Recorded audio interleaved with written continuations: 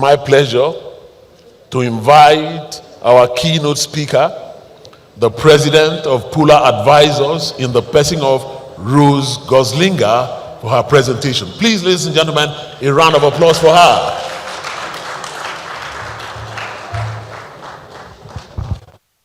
So, good afternoon, everybody. My name is Rose Goslinga, and I'm the co-founder and president of Pula. And I don't know how many of you have been to presentations like this or conferences like this, but I imagine that if you have, you'd have imagined that mostly a presentation like mine about disruptive technology will start with a picture of a farmer. It's often a lady. She's always smiling, and these days she's often holding a mobile phone. Does that sound familiar? It does, right? I don't hear you guys. I know that tea has been, and it's been some time. I can hear you. Are we here? So, I'm going to talk to you about insurance. And let me be honest. When we talk to smallholder farmers about insurance, do you see the picture behind me? Those looks, the looks on those ladies' faces, are more likely the looks that you're going to see when you talk to farmers about insurance. Smallholder farmers don't trust insurance companies. They think, I've managed all these years, why would I spend money? Or they think, let somebody else try it, I'll wait and see. I started the company Pula about 7 years ago. And in those last 7 years, we have insured over 6 million farmers across 16 countries. We do that in partnership. We have over 57 distribution partners, and by now we work with over 28 insurers and 24 reinsurers. In terms of impact, we have generated over $44 million of premiums for our insurance partners and paid out over $20 million of claims to our partner farmers. So clearly, even though there is no culture of insurance in Nigeria or in Rwanda, because that's what people often tell me, you can make it work. So let me tell you a bit about how that has happened for us and what we have learned. The first lesson that we learned about agriculture insurance is that product matters. In 2011, the World Bank did its first study on agriculture insurance in Nigeria. And they said that, they pitched what we call a weather index insurance. Weather index insurance covers mainly for drought. And as much as drought can be a risk, it wasn't the major risk. The major risk that farmers wanted to insure was floods, birds, pest and disease. So the product didn't take off. When we came into Nigeria, we pitched a product called yield index insurance. And I'll tell you, the reinsurers were a key partner and that give the confidence to insurance companies to participate, said, that thing is too labor intensive. You're going to have people. How are you going to manage that in Nigeria? So we need for our product a large field force. And, people thought that was not necessarily going to work, but we effectively digitized that field force. That was the key. People told us it was not going to be profitable. I had a conversation earlier on the break and said, are you making money? But if you look at those numbers just before, we generated $40 million in premiums and $20 million in claims. So certainly there was money made. Now, as said, when we started in 2015, only one reinsurer wanted to work with us. People thought this was very difficult. Last year, or actually not last year, today, we work with 22 global reinsurers and counting, even the ones that told us that it wasn't possible and that our product would be too labor intensive. The core part for our product is that we actually go to the farm and measure the harvests with farmers through field agents, but those field agents are digitized. And the core other part to our product was that it was simple to explain. If you had a good season, you would get maybe 3 metric tons. An average season, kind of on the boundaries, 2 metric tons. Anything below that, you should expect a payout. So green, 3 metric tons, yellow, 2 metric tons, red, anything kind of below it, and a large payout if you get like anything below 1 metric ton. That was a product that was easy for farmers to explain and easy for farmers, and therefore the partners of farmers to adopt. As I mentioned, one of the key things that we learned is having a field force. Now I love that, like I'm asked to speak about technology, but in my view, technology comes from partnering on this other wonderful resource that we have, which are humans. Humans using technology. Field agents using technology. In Nigeria, we started in 2016, we started our operations in Nigeria. And by 2020, we were insuring somewhere close to 600,000 farmers. But in 2019, we'd only insured about 100,000 farmers. That sounds like a lot, but it meant at 100,000 that we had about 100 agents. And I can tell you, on a spreadsheet, you can monitor 100 agents and seeing if they're doing well. But if you all of a sudden have 400 agents, things become tricky. And so we had to really kind of understand and build the digital technology to monitor 400 agents at any point in time. And like all of you will say, I know I love working in Nigeria for the reason that if you've figured out things in Nigeria, any other African country feels like a cakewalk, right?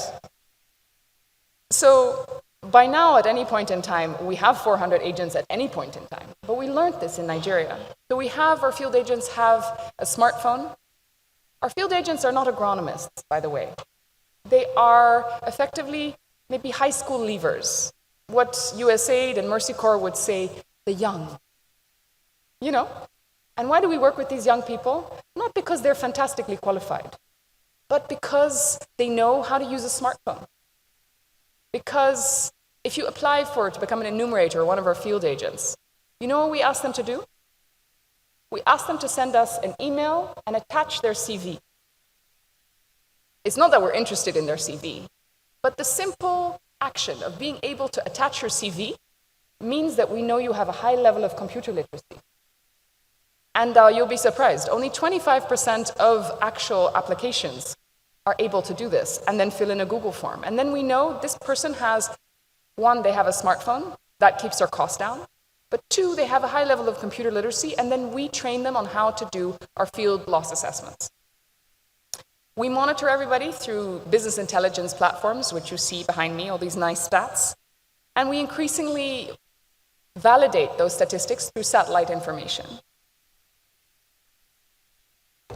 The third lesson that we learned, the first one was product. The second one was field agents. The third one was building an insurance ecosystem that enables local ownership. Insurance is a complex activity. When I started doing insurance, it was in 2007, 2008. I was barely 25. And remembering when I did my first project, I was like, man, it felt like a puzzle. And the puzzle that you build is the stakeholder map that you see behind me.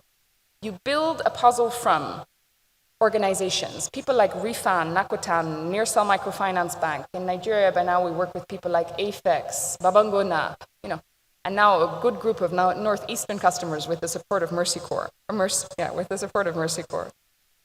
They come together through agencies, through organizations, through aggregators, and we link them with insurance companies. Those insurance companies form consortia because they cannot all carry that risk. This is important because agriculture insurance in particular is quite different from car insurance, for example. Car insurance, is there a chance that every car in Nigeria or in Abuja has a car accident on the same day? No? It's not possible, right? But is it possible for all the farmers in one season to have the equivalent of a car accident, which is a flood, or being attacked by locusts? It's possible, right? Exactly. So, because of that, it is not possible for one insurer to take the risk. We build consortia. Often there's a lead, whether it's VKA, whether it's Leadway, whether it's Royal Exchange. We work with 11. And we have them share the risk amongst themselves as a consortium, and then the risk that they cannot carry, they will then even reinsure on the international reinsurance market. So then you end up working with people like Africa Re, Continental Re, SCOR, Swiss Re, Hanover Re, All of those are our partners. And so you effectively build this big, kind of like investment banking, you build this big kind of syndicated finance structure where a risk from a smallholder farmer in Borno State ends up somewhere in Switzerland. In our structures, often, one of the things that people ask me is like, so Rose, do you sell insurance to farmers directly? I'll get, usually after a speech like this, I'll get somebody coming up to me, Rose, I have a 200 acre or a 10,000 acre in Nigeria. I have a 10,000 acre farm. Can you insure that farm? And frankly, what we've learned is that we don't sell insurance directly, but we do it in partnership. We do it in partnership with aggregated, organized groups. Why is that? You know,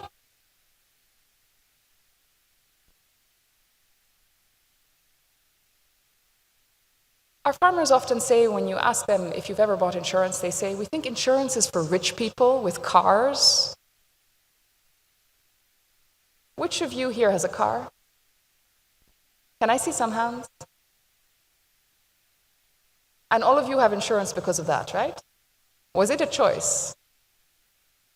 No, right?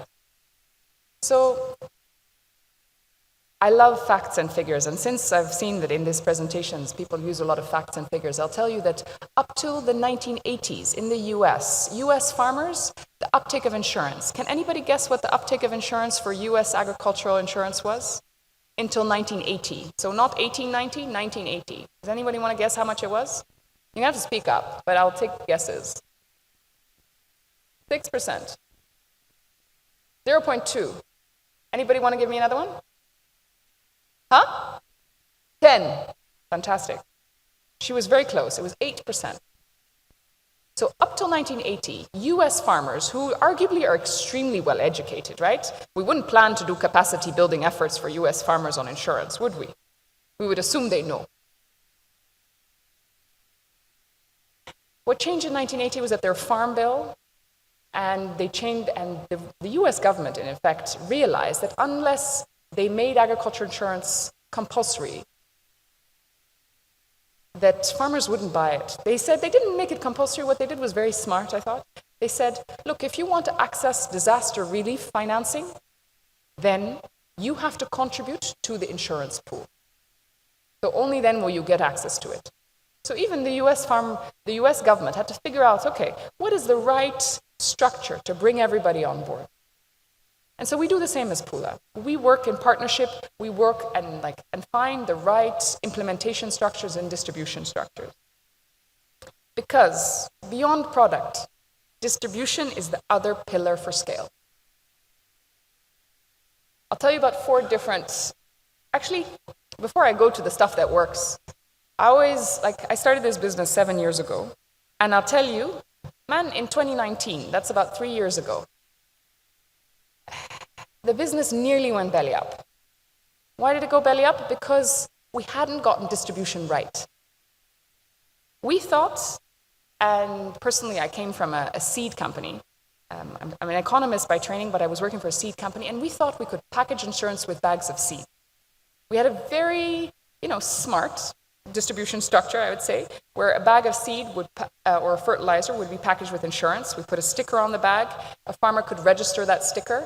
We would know where the location of the farm was, and then if satellite would monitor, or we would send our people there, if there was a drought or not. We built a business model around that relied on data. So we would collect data as the farmer registered, and the idea was that data and the insurance would effectively, make the case for these companies to pay for it. We talked to quite some companies here in Nigeria, and a couple of them tried it out. We had a pretty large client in Malawi and Zambia that at some point was paying over $500,000 a year on this. But I can tell you, when you get somebody to pay $500,000 a year for something, at some point the finance people start paying attention. They're like, our marketing budget is $1 million and we're spending $500,000 on insurance. Do we know that insurance is making us sell more seeds? I hate saying this, but because I'm an insurance nerd, I love insurance. But the reality is, if you give a farmer an option between buy a bag of seed that comes with a free t-shirt and buy a bag of seed that comes with insurance, they will take the one with the free t-shirt, man. That's the reality.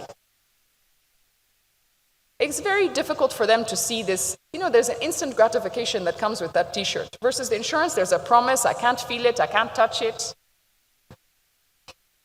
So we hoped that data would be enough for them to pay for it.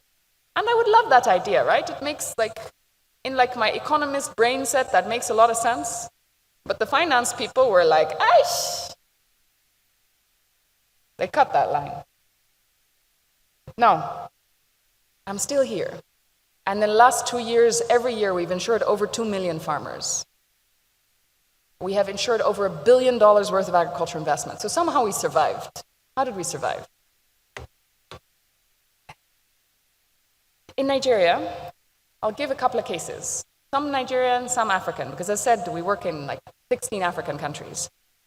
In Nigeria, insurance is the risk management tool for unsecured lending to farmers. And the word unsecured is really important there because it's really difficult to do unsecured lending. So in Nigeria, the central bank bundles insurance with unsecured loans. The banks that we partner with, you see them on the slide here, GT, Heritage, Sterling, Keystone, Unity, and EcoBank, they effectively take 50% credit risk. And because there is that credit risk from both the CBN and these private banks, there is a requirement for insurance. And any payout is used to first recover any outstanding loan. The interesting thing I think about Nigeria, and we're seeing this in a number of other countries as well, so including Tanzania, Pakistan, we're seeing that the central bank effectively gives very low-cost loans at 2%, and the different participating banks lend it out at what they call a single-digit interest rate. You go outside later on and you go to the booth from Sterling, you'll see their banner. It says, we're lending at a single-digit interest rate. That's because of this structure behind it. So this program leverages effectively the central bank's ability to access very low-cost funding, but keep the loans affordable to farmers. I know I'm being very technical here. Is it too nerdy? Is it too technical, or are we all still here? We're here. Okay, good. Anyway, so effectively, and we see this quite a lot, governments are able to borrow at very low-cost rates, whereas, banks are borrowing at kind of commercial rates. And so if you want farmers to have access to loans, you're going to have to make those more affordable. And so the central bank, effectively, their structure enables these loans to be much more affordable than they would in other places. Now you see the numbers there. 2019, we started with about 198,000 farmers. We grew to, in 2020, people seem to like the product. The premium rate, however, was very low, 2%. Does anyone want to guess what the average African agriculture insurance premium rate is? I know you guys don't have microphones, but I like how one of you can yell. You want to guess what the average rate is in agriculture? Okay, don't say anything because you know everything already. What's the average rate? 2.5. Any other takers? 5%. 12%. 4%. Okay, he should get a prize. It's about 4.1. So the Nigerian rate is very low, but you can see from the table as well, in 2020 there was a very large flood, and we paid out over an equivalent of 2 billion naira, or just at the time about $7 million. A farmer would have had a premium, or would have had a payout on average of $112, which was 7 times their premium. As you see from the table here below, on average, every time, the farmers that have been paid, and not every farmer gets paid every year, by the way. Sometimes you have a payout in, Adamawa. Another year you have a payout in Benue. We just had one in Nasarawa. Anyway, on average, if there's a payout in 2019, it was $76, 5 times the premium. In 2020, 7 times the premium. In 2021, $40, about 2 times the premium. And you've seen that over time, the premium rate has increased because of that. But what you also see is that in 2021, my number slightly went down for very kind of eagle-eyed viewers. The pressure to keep the premium very low limits insurance companies' ability to actually pay out to farmers. They will cap.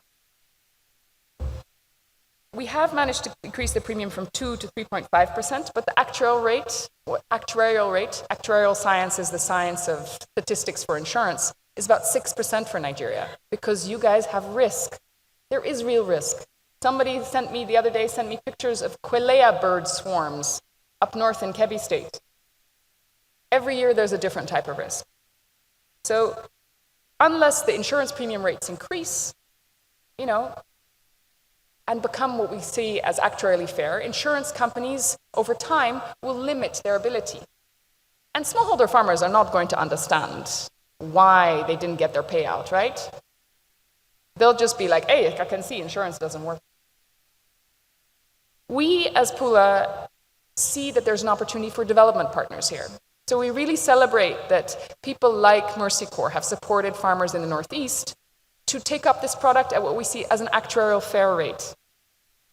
And we really call on other development partners to contribute to this. The G7 just had their meeting in Berlin, and they said that they would also support more what they call climate and disaster risk financing and insurance premium and capital support. Lots of acronyms, I know. But there is a movement towards this. At the same time, we would love for this as private sector to move faster, obviously. Let me give you another model of distribution, because I think that's also something that's going to happen in Nigeria. In Zambia, where we work with 1 in every 5 farmers access our insurance product, we work with the Ministry of Agriculture. Their discounted inputs form a carrot for farmers to pay for embedded insurance. So the Ministry of Agriculture bundles bundles insurance with their farm input support program, and farmers will pay $22 to access a $110 package. So only for $22 they get fertilizers and seeds and insurance, and therefore can really access kind of an improved package. They had initially the weather index product that I talked about before, and when they saw our product, they said, this sounds a bit too good to be true. You cover locusts, floods, not just droughts? We're like, no, we can cover everything. So they tried us out in 2019 with 145,000 farmers. Last year, we did 400,000 farmers. This year, we insured over 1 million farmers. And since it's Zambia and not Nigeria, 1 million farmers is 1 in every 5 farmers in Zambia that has our product now. We see that there are 26 such voucher programs in Africa, and we also see that organizations, development institutions increasingly kind of do different voucher programs.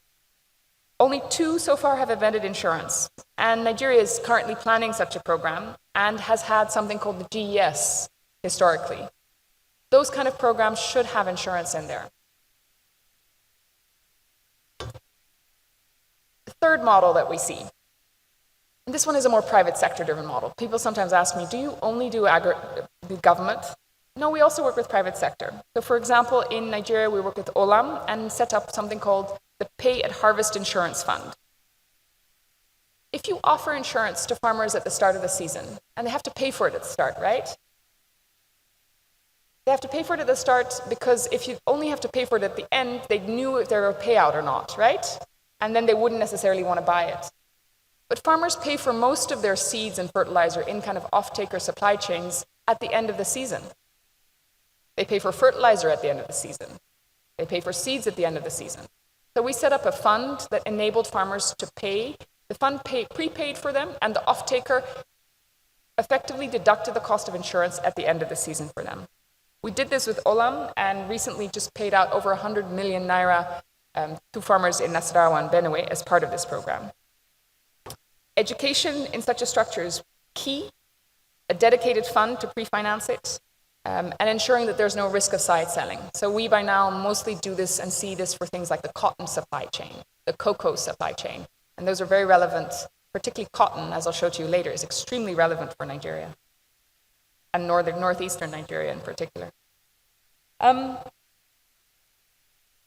What we see is kind of future growth areas like natural disasters, NGOs, humanitarian agencies, development institutions, areas in the Northeast, and this is what we do with Mercy Corps here in the Northeast, is that we've structured a product that effectively, an insurance product that is added to microfinance institutions, social enterprises, really developmental activities. And the idea is that if there is insurance added, they will be able to ensure predictability of the investment, enabling investment, and having a faster response in case of a disaster. And it's a predictable response. Because let me tell you, it is predictable that you will have losses in agriculture. Everybody says agriculture is risky. We do insurance, I can tell you it's very risky. Every year you'll have risks. Insurance, let me put it this way. From my perspective, insurance makes disasters kind of dull, boring, predictable. And insurance is a bit predictable and boring, right? But wouldn't it be awesome if disasters could be solved in a very predictable and boring way? Look, you guys also asked me to look a bit at data, and we collect a lot of data.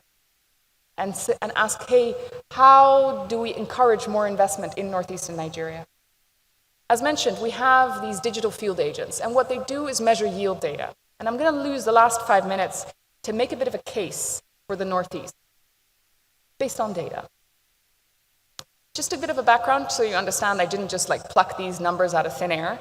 We have a data collection process that randomly samples farmers across every what we call agroecological zone. So these are not districts, but agroecological areas. We take a minimum sample per area. We recruit our enumerators. As I mentioned, it's a pretty rigorous selection process, albeit very unconventional. Then we do what we call crop cuts, which are standardized yield measurements on each farm. We do that, and then we have quite a number of quality control measures and data cleaning to make sure for that, that illogical values. If all of a sudden everybody looks at 0, we want to make sure that, these really had failed crops. We do that pretty much across Nigeria on an annual basis. Rice always seems like the go-to crop in Nigeria. But if you look at rice performance, this is for the last, between 2016 and 2022, so for the last 6 years, yield performance across Nigeria, you'll see the northeastern states highlighted in blue. Kind of average. Definitely not the top performers in rice. Kind of the average, some of them kind of even the lower end. We also can look at this kind of if you're going to do rice in particular locations, location is always the top determinant of actual yield outcomes. So these are kind of the highest LGAs by metric tonnage performance for Nigeria, as well as kind of the lowest performing LGAs. From our perspective, if you are a lender, if you're an investor, you should pick the highest performing ones by crop and invest in those. I pulled up some of the northeastern ones especially. So for example, if you're looking at rice, some locations are fantastic. Some locations, the top location in Gombe, Duku, 5 metric tons per hectare. That's a decent, you make a lot of money if you do 5 metric tons per hectare. That makes Naira millionaires. But other locations, not so much, right? So where you do different crops really, really matters. What are key drivers of yields, for example, for rice? We look at this because we collect a lot of yield data. We can then run what we call pairwise correlations, machine learning algorithms to see what actually drives, rice performance. On the negative end, floods, diseases, but also top dressing fertilizer amount, not using the right amount of fertilizer. The other thing that we see, we look at positive and negative drivers. As you see, the red ones are the negatives, so things like floods, pests, and diseases. If you get your top dressing fertilizer amount right, and you're, also kind of the things like timing, the planting week, the harvest week. The timing part is where things, these are not things that cost money. When to plant is not, it's not if you have the fertilizer, if you know when to apply it, and when and how much to apply, those are kind of the key determinants. So we see opportunities there. Maize. Some similar numbers. Gombe State, very good performer. Bauchi, Taraba, middle. Adamawa, Borno, I know, don't take it as, don't crucify me for putting these data out there, right? The question is which locations to pick what. So if you look at, for example, as maize performers, again, some of the Gombe locations doing very well, some of the Adamawa locations, proper performance. And for maize, you can kind of consider that anything above 2 metric tons per hectare will really enable farmers to make money, repay their loans, have profitable margins. At the same time, some of these other locations, key drivers for maize are for positive yields are use of herbicides, incidence of pests as a negative, the planting week, and the amount of fertilizer. Again, timely application and quantity of planting and top dressing fertilizer. Those are issues that actually drive outcomes. Again, these may not necessarily be the things that farmers mention, But we look at the outcomes that are actually recorded on the farms, and those are the estimates. So the people who got the timing right, had the higher yields, made more money. Cotton. Now I want to for a moment kind of like put out these numbers here, because look, I live in Nairobi. I don't even live in Nigeria, right? So when I saw these numbers, I was like, do we know that these are for sure, right? Because these are very high, globally high, by global standards, high cotton yields. 2.5 metric tons for Adamawa. For Taraba, Bauchi State, 1.4, 1.3. You know, like global averages are between 0.6 and 1 metric tons. So in the Northeast, there are fantastic locations for growing cotton. And then somebody said to me, well, they used to grow a lot of cotton in the North as well. Do I have that right? Or am I just speaking nonsense here? You're right, huh? So look, you have locations. All of these locations are well above the global average for growing cotton. Again, like what drives good cotton yields? Timely pest identification, optimal time to harvest. You know, negatives are pests, weed killer applications, so like, you know, high incidence of poor germination, which often is a dependency on good seed, delayed planting, but timing is a big issue here. So as I close out for you guys, what are the key takeaways for the Northeast? Make your crop investments and consider the location. You know, in real estate, they say location, location, location, right? Same counts for agriculture. So make investments where data shows that there is potential. Crops like cotton have an outsized potential as compared to the usual staples, simply because of the location. The conducive factors are there. In terms of timing, that's another kind of key theme that you look at here. Advising farmers and the decision makers on the right time to plant for that season, when the right time to harvest is, the right time of application of inputs and treatments. If I think about disruptive technologies here, I would say investments in digital and remote sensing can accelerate this kind of information for decision makers. If extension officers have access to this information, they can distribute it. You know, I'm a strong believer in humans as well as digital. So if extension officers, if government officials, and I understood from the various interventions that we have many government officials here, if you had access to this information and were able to distribute this, if there were, you know, I'm a private sector person, so I was never a big proponent of workshops, but if you are going to hold a workshop, hold it on the timing of when to apply the right seeds and fertilizers. Anyway, so as I close this out, you know, if you get all this right, but imagine things can still go wrong, make sure it was insured if things go wrong. So I'm going to close with that. Just, you know, like as I mentioned, just this year, farmers received 300 million naira in insurance compensation, a payout in Kenya. And the other picture, of course, is from Nigeria, where we had an insurance claim of over 100 million naira for 3,000 smallholder farmers in Makurdi, Benue State. Look, next time that I give this presentation, I'd love to show some pictures from payouts in the Northeast. Thank you so much.